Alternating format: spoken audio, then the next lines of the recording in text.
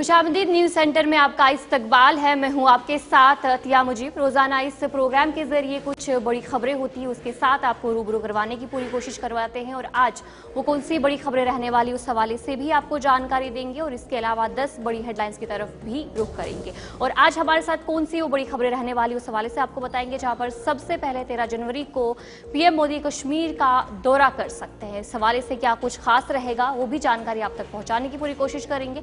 जहां पर अगली खबर कटरा बानिहाल सेक्शन पर जो स्पीड ट्रायल था वो आज कामयाबी से हुआ और इस हवाले से भी आपको जानकारी फराहम करेंगे। और अगली खबर जहां पर जहाज टिकट के हवाले से बात करेंगे तो कीमतों में लगातार इजाफा देखने को मिल रहा है। इसके अलावा अगली खबर पुलिस की तरफ से एक बड़ी कार्रवाई की गई है, जहां पर 2 स्मगलरों को गिरफ्तार किया गया है। पुलिस की तरफ से एक प्रेस कॉन्फ्रेंस भी इस हवाले से की गई। और अगली खबर जहां पर दिल्ली में पार्लिमानी कमेटी का आज पहला इजलास मुनक्किद हुआ, इसमें क्या कुछ खास रहा है उस हवाले से भी आपको जानकारी देंगे। तो ये कुछ बड़ी 5 खबरें हमारे साथ रहने वाली है, लेकिन सबसे पहले रुक करेंगे कुछ बड़ी 10 हेडलाइंस की तरफ।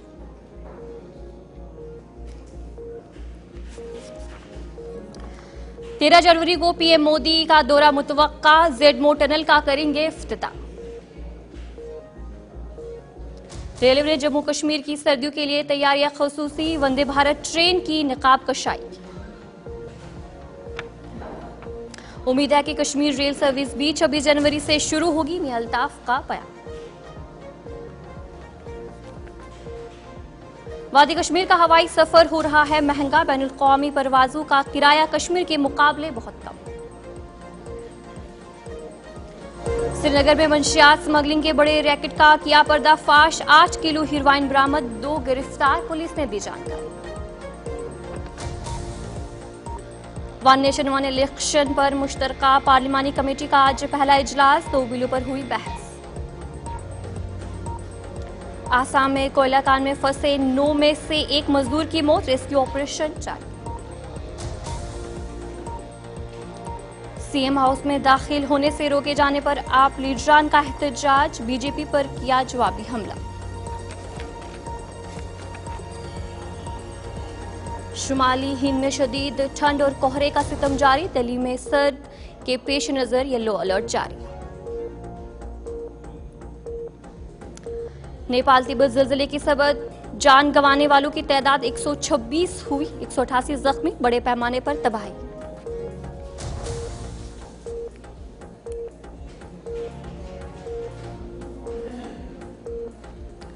तो चलिए थी कुछ बड़ी 10 खबरें, अब दीगर खबरों की तरफ भी रुख करेंगे, जहां पर शुरुआत करेंगे बड़ी खबर के साथ। वजीर आजम नरेंद्र मोदी जम्मू कश्मीर का दौरा कर सकते हैं, जहां पर जराये के मुताबिक जानकारी सामने आ रही है 13 जनवरी को दौरा कर सकते हैं, जो जानकारी सामने आ रही है। और इस मौके पर जेडमो टनल का भी इफ्तिताह कर सकते हैं। 2400 करोड़ की लागत से तामीर हुई है जेडमो, जिसका इफ्तिताह जो है जेड टनल का कर सकते हैं, जेडमो टनल का जो जानकारी सामने आ रही है, जहां पर वजीर आजम नरेंद्र मोदी कश्मीर पहुंच सकते हैं। और 13 जनवरी बताया जा रहा है जराये के मुताबिक 13 जनवरी पीएम मोदी कश्मीर पहुंच सकते हैं और उस बीच जो जेडमो टनल है उसका इफ्तिताह किया जा सकता है। वज़ीर आज़म नरेंद्र मोदी जो है गांदरबल जिले में जेडमो टनल का इफ्तिताह कर सकते हैं। जराये के मुताबिक बताया जा रहा है कि 2400 करोड़ रुपए की लागत से इसे तामीर किया गया है। टनल सोनामर्ग को साल भर जोड़े रखने में इंतहाई अहम है।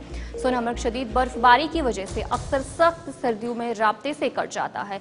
इस तरक्की को जम्मू कश्मीर में बुनियादी ढांचे को बेहतर बनाने में एक बड़ा संगमेल करार दिया जा रहा है। जेडमो टनल तामीर 2020 में शुरू हुई थी, लेकिन उस दौरान ताखिर का सामना रहा, जिनमें सितंबर में मिलिटेंट हमले का वाकया भी शामिल था। इन चैलेंजेस के बावजूद ये मनसूबा इफ्तिताह के लिए तैयार है। हुकाम ने तस्दीक की है कि वज़ीर आज़म नरेंद्र मोदी जो है इस टनल का इफ्तिताह कर सकते हैं। जम्मू कश्मीर में बुनियादी ढांचे की तरक्की के लिए हुकूमत की कोशिशों का एक अहम हिस्सा है। ये मनसूबा न सिर्फ सरहदी सलामती को मजबूत करेगा, बल्कि खित्ते में शहर और फौजी नकलो हरकत में भी बेहतरी लाएगा। और ये जानकारी सामने आ रही है कि जल्द ही वज़ीर आज़म नरेंद्र मोदी 13 जनवरी को कश्मीर पहुंच सकते हैं, कश्मीर का दौरा कर सकते हैं और उस बीच जो ये जेड टनल है इसका इफ्तिताह किया जा सकता है।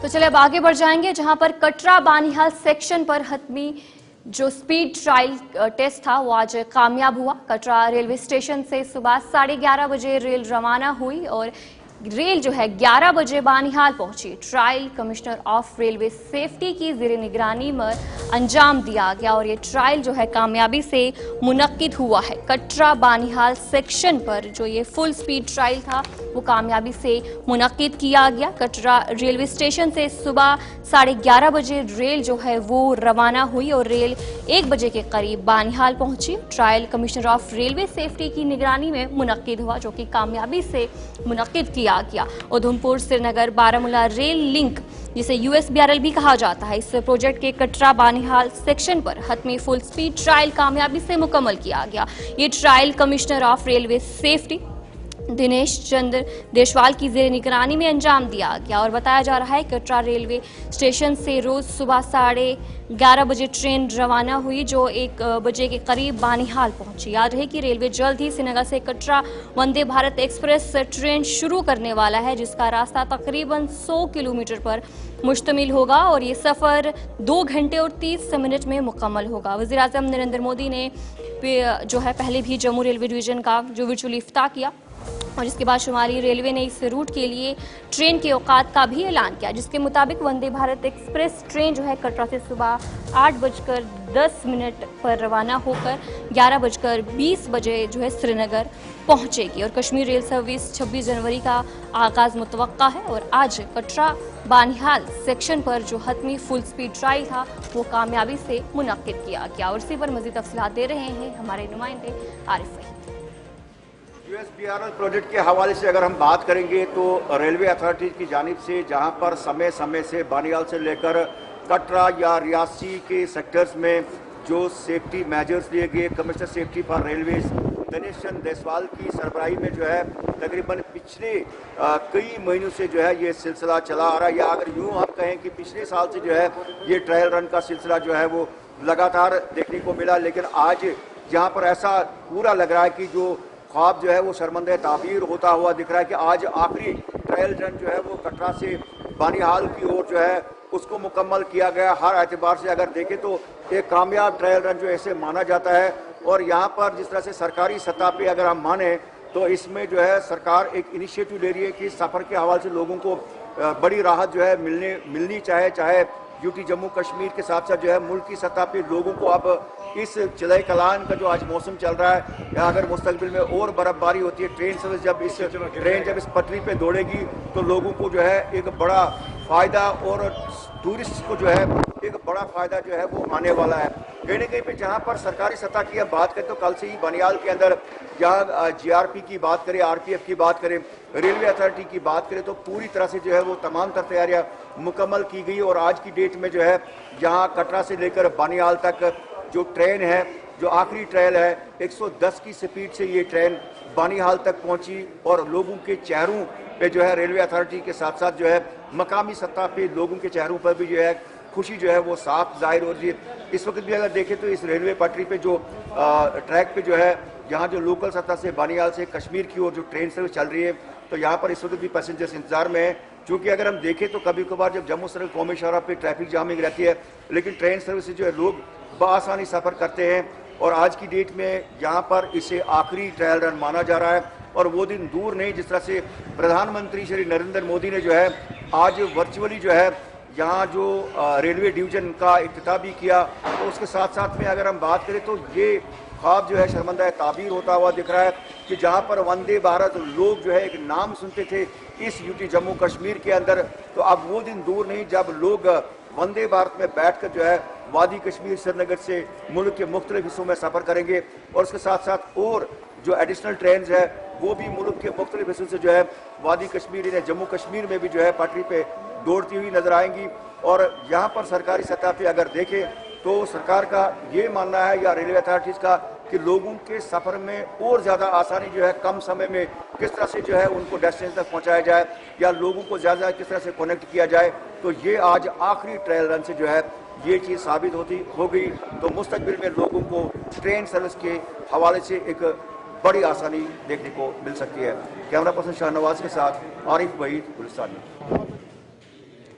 तो चलिए अब आगे बढ़ जाएंगे, जहां पर अगली खबर की तरफ रुख करेंगे। हवाई सफर की बात करेंगे तो हवाई सफर में जो कीमतों में इजाफा लगातार देखने को मिल रहा है। श्रीनगर से दिल्ली का हवाई सफर अब आसान नहीं होगा। जहाज टिकट की कीमतें जो है आसमान छू रही हैं और सफर में बैनुल-अक़वामी सफर ज्यादा आसान है, यानी कि वहां की टिकटें ज्यादा सस्ती हैं। लेकिन श्रीनगर से दिल्ली की बात करेंगे तो लगातार जो कीमतों में इजाफा है वो देखने को मिल रहा है, जिसकी वजह से तलबा, बीमारों और सयाती सनअतकारों में तशवीश का माहौल देखने को मिल रहा है। श्रीनगर से मुख्तलिफ मुल्क और अंदरून मुल्क रियासतों के दरमियान हवाई किराए में बैनुल-अक़वामी हवाई किराए से ज़्यादा है। इस तरह की सूरत हाल न सिर्फ सयाती सनत के लिए बल्कि मजबूर तलबा और बीमार अफराद के लिए सफ़र करना मुश्किल हो गया है। तलबा जो अपनी तालीम के सिलसिले में दूसरे शहरों में मुंतकिल होते हैं वो इससे इजाफी माली बोझ का सामना करने में दुश्वारी महसूस कर रहे हैं। इसके अलावा बीमारों के शिकार अफराद जो फौरी इलाज के लिए बाहर जाना चाहते हैं वो भी इस भारी किराए की वजह से इस वक्त काफ़ी ज़्यादा परेशान है। और सयाती शुबा से वाबस्ता लोगों का भी कहना है कि ये तशवीश का इजहार उन्होंने किया है और लगातार जो कीमतें हैं वो आसमान छू रही है। और इसी पर हमारे साथ हमारे नुमाइंदे श्रीनगर से इरफान फासिल ज्वाइन कर चुके हैं। इरफान बताएगा कि लगातार जो किरायों में इजाफा देखने को मिल रहा है, क्या कुछ वजह बताई जा रही है?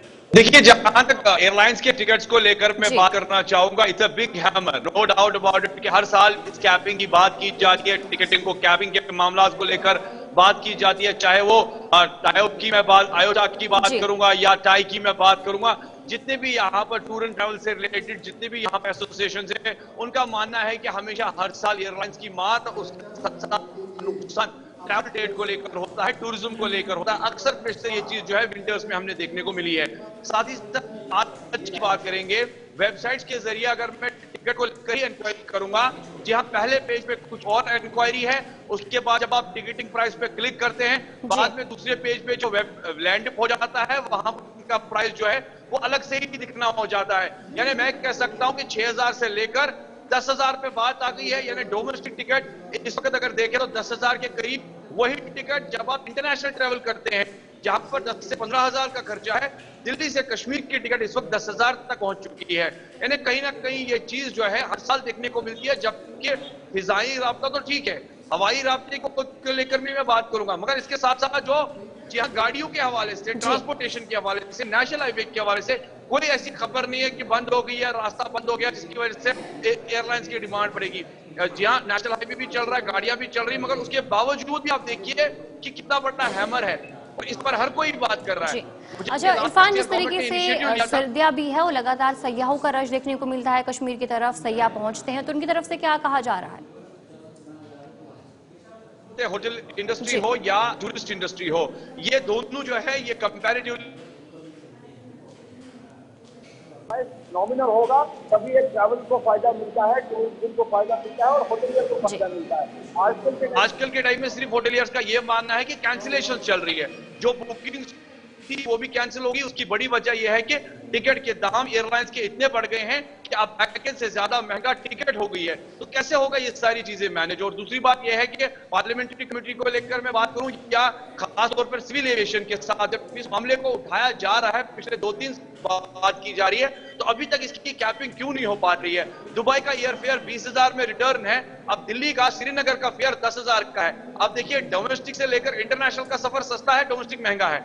तो कॉमन सेंस है, जो टूर एंड ट्रैवल, जो भी टूरिस्ट है वो तो फॉरेन डेस्टिनेशन जाना पसंद करेंगे, उनको डोमेस्टिक ट्रैवल क्यों करना है, यहाँ पर क्यों आना है जब उनका फेयर काफी ज्यादा महंगा चल रहा है? तो कॉमन सेंस है, कई सारे लोगों के मुतालबात है और टूरिस्ट के भी खास तौर पे एलसी इंतजामिया से, गवर्नमेंट से यही अपील है कि कम से कम इस पर नजरसानी की जाए, कम से कम उस वक्त नजरसानी की जाए जबकि सयाह इस वक्त कश्मीर आ रहा है। आप यकीन नहीं करेंगे, on an average we have a record number 10,000 के करीब डेली टूरिस्ट वादिया कश्मीर आ रहे हैं। मगर अगर ये सिस्टम को बढ़ाना है, टूरिज्म को बढ़ोतरी देनी है, सारी सी बात है, जहां नकेल कसनी है, कैबिंग करनी है और एयरलाइंस की मार को रोकना है, जिस तरीके से वो ये चीजें कर रहे हैं। क्योंकि हमने देखा कि टिकटिंग के भाव इतने बढ़ गए हैं, अब पैकेजेस कश्मीर नहीं, कुल्लू, मनाली, शिमला, काठमांडू, कहीं और लोग जाएंगे, वो कश्मीर क्यों आएंगे? जी चलिए, बहुत बहुत शुक्रिया इरफान जानकारी देने के लिए। हमारे नुमाइंदे श्रीनगर से आपको अपडेट कर रहे थे कि इस तरीके से जो हवाई सफर है वो महंगा हो गया है और जो सयाह है उन्हें भी काफी परेशानियों का सामना करना पड़ रहा है।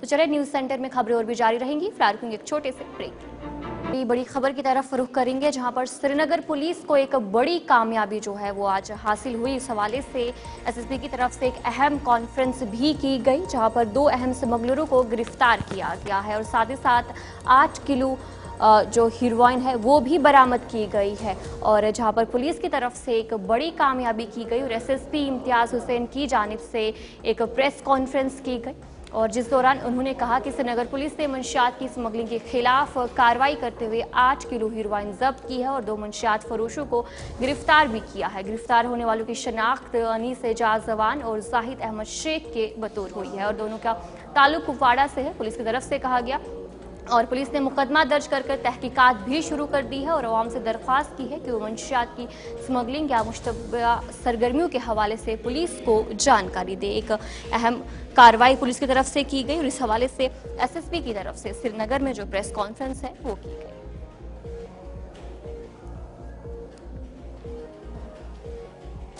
We have been probably observing that in past few months the kind of action that we have been taken against the drug peddling and drug trafficking in Srinagar city, and in continuation to that, yesterday in a major operation we busted a major drug racket and we recovered 8 kgs of heroin, and we also arrested 2 key traffickers. So in this significant crackdown that happened yesterday, we have successfully intercepted a major narcotic consignment, arresting 2 drug peddlers, as I have already said. A police team of police post Kamarwari, led by Sub Inspector Imtiaz. So they were at a checkpoint. It was a routine checkpoint, and they intercepted a vehicle, a Tata Sumo vehicle, JK05D 1837, bearing this registration number, and 2 individuals were on board. While checking the vehicle, we recovered 6 kgs of heroin initially, which was concealed underneath the driver's seat. And after that, during the personal search of these 2 individuals, 2 more kgs of drugs were seized and 1 kg from each one of them. So in total, we seized 8 kgs of narcotics. And the preliminary assessment is that this is heroin. So 2 people were arrested in this. One is Anas Ejaz Awan, he is from Dildar Tangdar Kupada. Another one is Zahid Ahmad Sheikh, he is from Chanipura Tangdar Kupada. The narcotics and the vehicle which was used in the commission of the crime, they have been seized, and case FIR number 3/2025 under sections of 8/21 and 29 of NDPS Act has been registered in police station Parimpora, and further investigation is going on. Preliminary investigation suggests that the recovered narcotics and were smuggled from Pakistan, and it was a part of cross-border drug trafficking network. We are actively pursuing the backward and forward linkage to dismantle this syndicate and identify all individuals who are involved in this illicit trade. Besides this, I want to tell you that J&K police remains very resolute in its mission to eradicate drug trafficking and ensure the safety of the community. We reaffirm our zero tolerance policy against narcotics and pledge to bring all those involved in such criminal activities to justice with full might of the law. As I have been probably observing that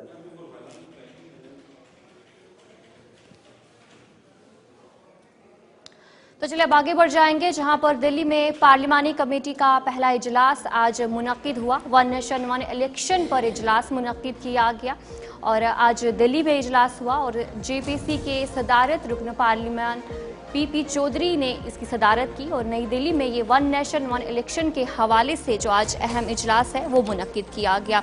1 nation 1 election के हवाले से बातचीत की गई इस मौके पर और ये पहला इजलास का इनेकाद किया गया। इस इजलास में आइन के 29वें तरमीम और मरकज के जेर इंतजाम इलाके कानून में तरमीमी बिल 2024 पर बहस की गई। इजलास हुकूमत के इंतखाबी असलाहियत के मंसूबे पर बहस करने के लिए बुलाया गया था ताकि अराकीन को इन बिलों से वाकिफ कराया जा सके। JPC की सदारत BJP के रुकन पार्लियामेंट PP चौधरी ने की और इस कमेटी में मजमूई तौर पर 39 अराकीन शामिल हैं, जिनमें 27 लोकसभा और 12 राज्यसभा के अराकीन मौजूद थे। इजलास में इन बिल्स के मुख्तलिफ पहलू पर गुफ्तगू की गई और कानून व इंसाफ की वजारत के अफसरान ने इनकी अहमियत पर रोशनी डाली। आइन की तरमीमी बिल में लोकसभा और रियासती असम्बलियों के इंतखाबात को एक साथ कराने के तरीके शामिल किए गए, जबकि मरकजी जेर इंतजाम इलाके के कानून में तरमीम से इन इलाकों में इंतखाबात के इनकाद तरीके में तब्दीली की तजवीज़ भी दी गई। जिस तरीके से इस बिल के हवाले से बात करेंगे तो ये 17 दिसंबर 2024 को लोकसभा में पेश किया गया था और अब JPC इन बिल्स पर जो है बातचीत कर रही है, गुफ्तगू कर रही है। और आज दिल्ली में जो एक कमेटी है जिसका इजलास मुनक्किद किया गया और JPC में तमाम बड़ी जमातों के नुमाइंदे भी इस मौके पर शामिल रहे।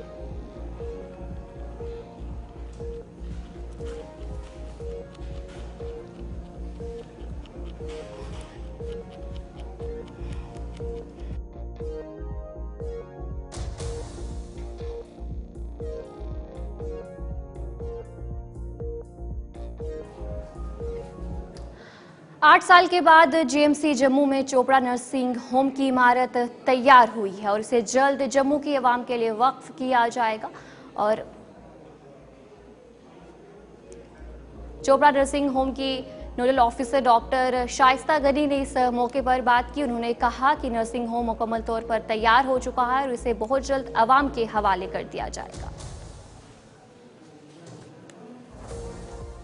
के बाद जम्मू की आम जनता का इंतजार खत्म हो चुका है, क्योंकि लगातार जम्मू की आम जनता इंतजार कर रही थी कि गवर्नमेंट मेडिकल कॉलेज में कब नर्सिंग होम को खोला जाएगा। और अब आपको बता दें कि नर्सिंग होम जो है वो बिल्डिंग तैयार हो चुकी है, कामकाज पूरा हो चुका है। और ये सीधी तस्वीरें हम आपको जो है वो नर्सिंग होम की आपको बता रही है। और ये वो फ्लोर है जहां पर आपको बता दें कि यहाँ पर जो है वो ऑपरेशन थिएटर्स यहाँ पर है और आपको 6 फ्लोर ये बिल्डिंग देखने को मिलेगी, जहां पर 4 से 5 फ्लोर की बात करें तो जहां पर 4th और 5th फ्लोर में जो है वो फैसिलिटी यहां पर जो है वो रहेगी। और साथ ही साथ 3rd एंड 2nd की बात करें तो जहां पर 3rd और 2nd बिल्डिंग में जो है फ्लोर में जो है वो पेशेंट्स को ये फ्लोर डेडिकेट किया गया है। कुल मिलाकर बात करें तो 40 के करीब जो है वो रूम है। इन रूम में 40 के करीब बेड लगेगा, जहां पर पेशेंट्स को भी अत्याधुनिक फैसिलिटी यहां पर जो है वो प्रोवाइड की जाएगी। और साथ ही साथ ये वो फ्लोर है, यानी कि ये ग्राउंड फ्लोर है, जहां पर 4 के करीब जो है वो थिएटर है, 3 मेजर और एक माइनर थिएटर है।